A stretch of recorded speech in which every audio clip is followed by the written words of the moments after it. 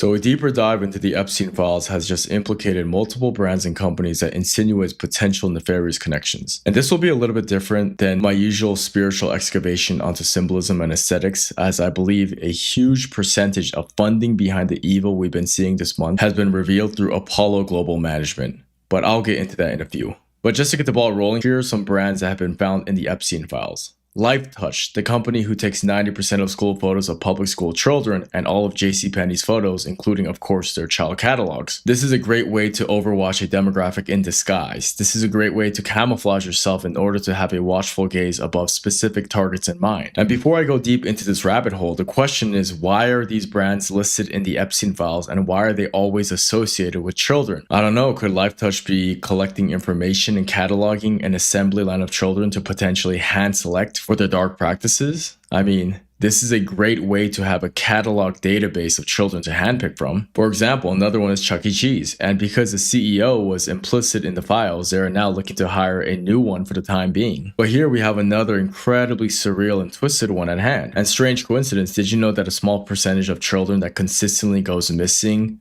in these types of establishments? Another one was Wayfair, who was mentioned 400 times in the files. I'm sorry, I should say only 400 times in the files. So remember that conspiracy theory that children were being listed on Walmart and Wayfair direct links associated with skyrocketed prices that were named specifically with mass coincidences onto missing child reports? Like, somebody has to reopen that whole can of worms again. And obviously we have Victoria's Secrets, Bath & Body Works, White Barn, and Pink, all owned by Les Wexner. But I wanted to break down something specifically in a different direction. Those are all in passing that I wanted to mention because those are some of the most notable names, of course.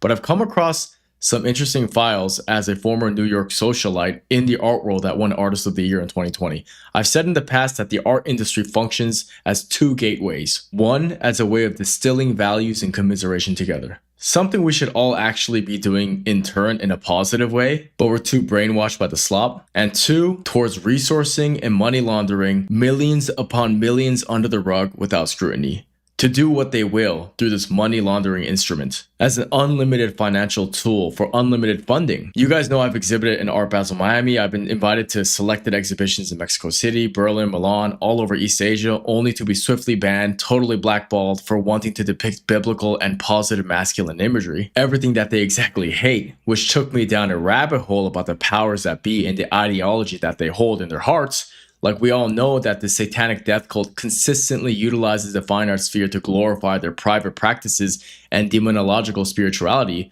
while they use more mainstream forms of artistry like music and entertainment to normalize their satanic values onto the mainstream for the majority of basic slop-consuming sheeple, because they've totally hijacked and stolen what God has granted us children of him. Like, there's art for the Goyim, and then there's art for the chosen. And art for the Gentiles comes in the form of secularized music and uninspiring movies and bingeable series that has nothing deep or nothing archetypally resonating to keep you sedated in superficiality, content to be enslaved, just watching your football and goy slop all day. But art for the elites is embedded in the fine art world in the form of sculpture, paintings, installations, and real-life performances, because that actually takes classical skill, although they have bastardized it. And this is incredibly important to understand because this is just another form of separation, dedicated towards classism against those that are chosen and the cattle.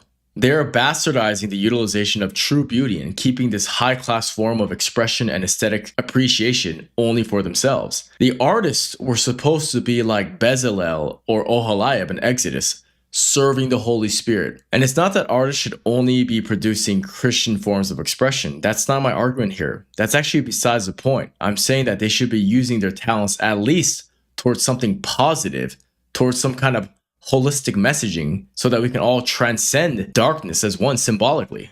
Like today, celebrities have their own celebrity class. That's what I'm trying to imply here. The biggest name being Marina Abramovich. Like, who do these celebrities worship? The satanic fine art class. And when I had one foot in the door, I sensed the darkness, so I ran to God and of course was therefore swiftly booted out. So that tells me everything about the spirit of these people, number one. So I'm sorry to make this so personal, but the reason why these Epstein files are something I really want to share and discuss my excavation about is because this is actually a personal matter for me. And it's because these are worshippers of Baal that hate the one true God and do everything in their power to offend him. And one of their favorite forms of doing this is by utilizing traditional forms of artistic expression, such as painting or sculpture. Seriously, that's also why they so nonchalantly talk about their insane and dark, twisted, malevolent practices together, because they know that they'll always be able to code it with this aesthetic language, because that's what art has trained them to do. Like, they'll always use code words nonchalantly. Like, they didn't even bother changing their fast food references from the 2016 Pizzagate WikiLeaks drops for a reason, because they don't care. They're just that blatantly arrogant. And they derive their highest pleasure displaying their arrogance through the fine art sphere. I am telling you, because as I've been saying to people for so long now, the art industry is where they all commiserate in plain sight, because it goes under the radar for the vast majority of human beings. Like most of us, we don't think about the art world at the day-to-day level, because that's the point. They keep us unsophisticated and enslaved. For example, here's a painting referenced in the Epstein files right here. We have a stack of money that says JP Morgan and Chase, with the creepy man standing only with his boxers, with a gesture, shushing. To your right, you'll see a mirror with a woman in bed dressed up as Snow White. And there's an email from Jess Staley, who worked at JP Morgan for 34 years, that writes, "That was fun. Say hi to Snow White." Epstein responds, "What would you like me to dress her up as next?" Just openly talking about the shit through the arts here. Are you getting it now?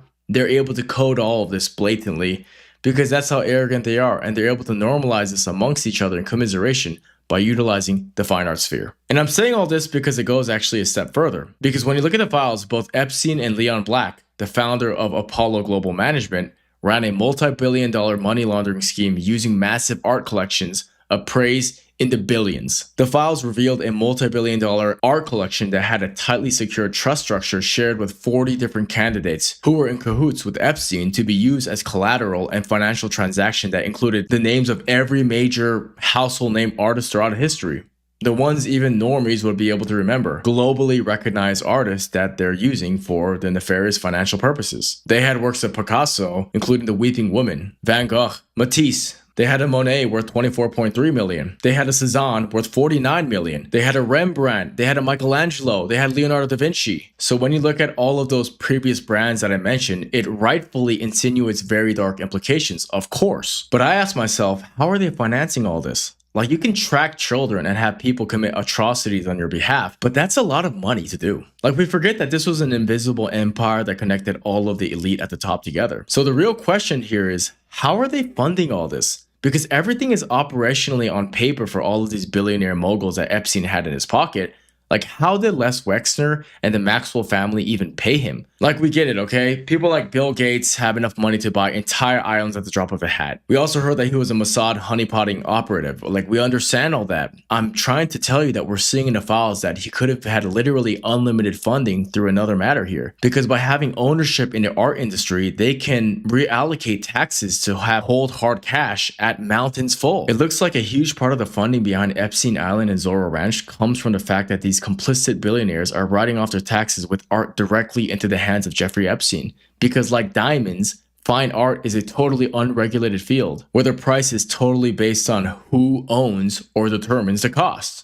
It is a field of subjective value and institutions who determine the appraisal value, and those architects are totally controlled and owned by the same people. So they determine the value, and they can also, therefore, legally write these off, which is what we're seeing in these files. Another insane thing we've been seeing with this information dump we've received is it exposes so many other contaminated fields of inquiry, and I had to comment on this as an artist who was kicked out. Like, if you're a billionaire that has to pay $100 million in taxes, you just donate a work of art through the 5 galleries that run the roost globally by appraising the art at the same value and write it off when tax season comes along. And boom, you now have $100 million operational dollars from one figure alone to operate your island of false pleasure. Like, we need more people talking about this, because this is how they're financing their sick and twisted fantasies off paper. Like, we always repeat that he was being paid through and I agree, that's 100% the case. But we haven't been able to really dial it in with specificity. We understand that he was, and I do agree 100% that is valid. But here we have irrefutable paperwork and a paper trail that existed in Epstein's personal laptop that had his hands in a relationship with multiple associates sharing assets in the fine art sphere, who they can regulate. I mean, what better way of bending and manipulating monetary gain for yourself, the primary architect of determining the value of your own product at a global sphere? Like, I have my rates based on my track record history and the fact that there are very few painters who can create and even emulate what I do. But just walk into any of the top galleries in New York City right now, you'll see some bullshit splattered on the wall being sold for $500,000, which takes zero skill and has zero symbolic meaningful weight behind it as well. And you'll see like 15 of them in a 4,000 square foot storefront in the Lower East Side, and they're all sold. Somebody bought all of them. Explain that to me. Explain to me how this makes any sense whatsoever, because it doesn't. You can make an argument for the historical pieces due to the canonical weight, but this is ongoing right now today. And I'm sitting here as a messenger telling you this because I had one foot in the door once again. I'm speaking as a former insider. I was working with one art gallery that was close to the top of the pyramid, not quite there honestly, but almost. And there was a negotiation about a painting, and I was just eavesdropping on it. I was next to their office. They had one of those sliding doors here. And they just changed the price at the drop of a hat, like a couple of crooks in cahoots together. Because that's what they are. Like, I have a set rate because my paintings require assiduous effort. Like, it takes me several months often. And they are relatively expensive because I'm painting my heart and my soul into every one of these individual works of art. But this shit, this is just criminal trickery to fund illicit practices for the elite. I'm telling you. And they don't want you to know about this. So there's some pretty insane things being discovered here about the satanic death cult that we need to expose. The art industry is a money laundering instrument for them to normalize their demonology together. Peace.